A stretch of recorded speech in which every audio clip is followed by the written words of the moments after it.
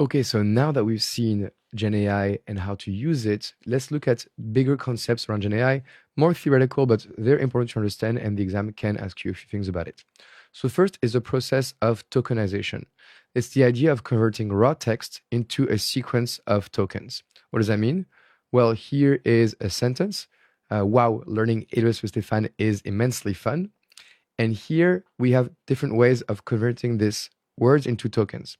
So we can do word-based tokenization, and the text is going to be split into individual words, or we can have subword tokenization, and some words sometimes can be split too, which is very helpful for long words and for the model to have less number of tokens, because some tokens, for example, you say unacceptable is acceptable with un in the beginning, and so therefore you just need to understand that un is a negative and acceptable is the token acceptable.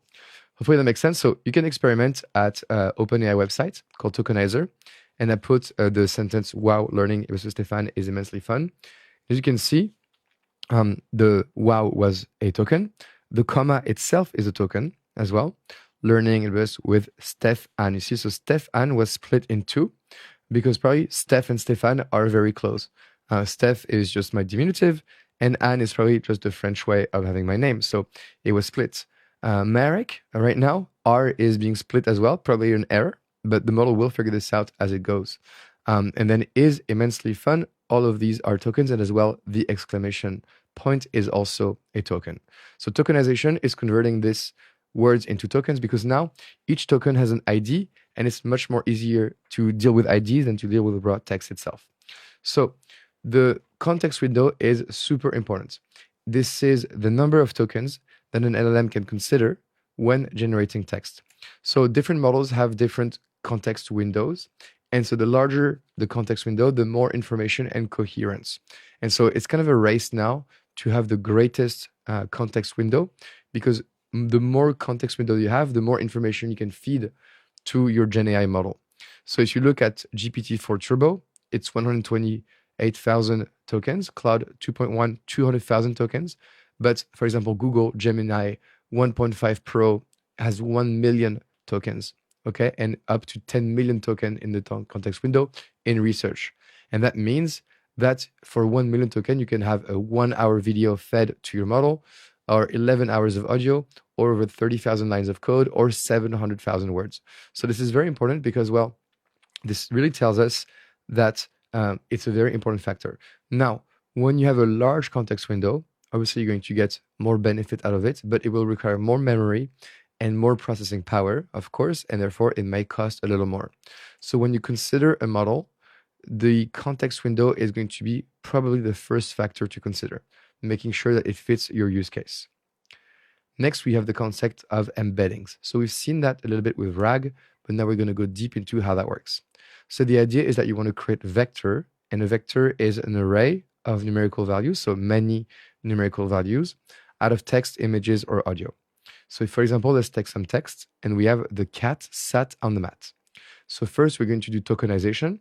So each word in this example is going to be extracted. The cat sat on the mat. And then because we have tokenization, every word is going to be converted into a token ID. It's just a dictionary that says that the word the is 865 and so on. Next, we're going to have an embeddings model. So this is where we're going to create a vector for each token.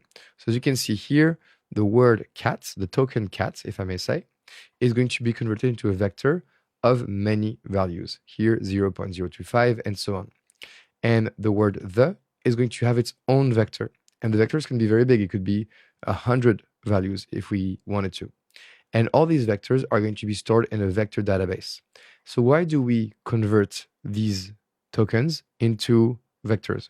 Well, when we have vectors with a very high dimensionality, we can actually encode many features for one input token. So we can have the meaning of the word, we can have the syntactic role, the sentiment, if it's a positive or negative word, and so much more. And so the models is able to capture a lot of information about the word just by storing it into a high dimensionality vector. And this is what's used for vector databases and RAG. So I will do my best to show you this. So words that have a semantic relationship, that means they're similar, will have similar embeddings. So if we take the token dog, puppy, cat and houses, and we make a vector, say, with 100 dimensions in them. So we may have 100 numerical values for each and every word or token. And so, of course, for us, it's very difficult as humans to visualize 100 dimensions. We're very good at 2 dimensions. It's a sheet of paper. 3 dimensions, we're very good at it because we can visualize things with our eyes in 3 dimensions. But 100 dimensions is very difficult. And so to visualize these things, sometimes we do what's called a dimensionality reduction. So we reduce these 100 dimensions, for example, to 2 or 3 dimensions. So if we did it, for example, we would see something like this.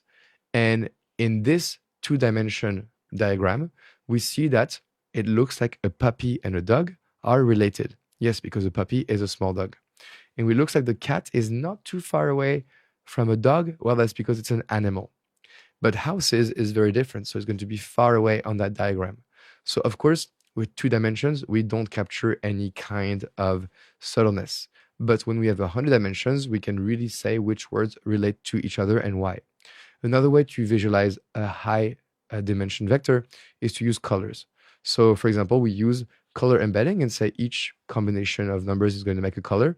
And visually, we can see, for example, in this very simplified one, that the puppy and the dog, they're very similar because they have very similar colors, but house is very different. And so intuitively, we can say that, yes, there is a semantic relationship between tokens with similar embeddings. And that's why we use them. And that's why once we have them in a vector database, we can then do a similarity search on the vector database. So we give a dog and automatically we'll be able to pull out all the tokens that have a similar embedding as the dog. And that's it. So that's it for more concepts on GenAI, but they appear at the exam. So hopefully now you understand them. You'll be all good then. I hope you liked it, and I will see you in the next lecture.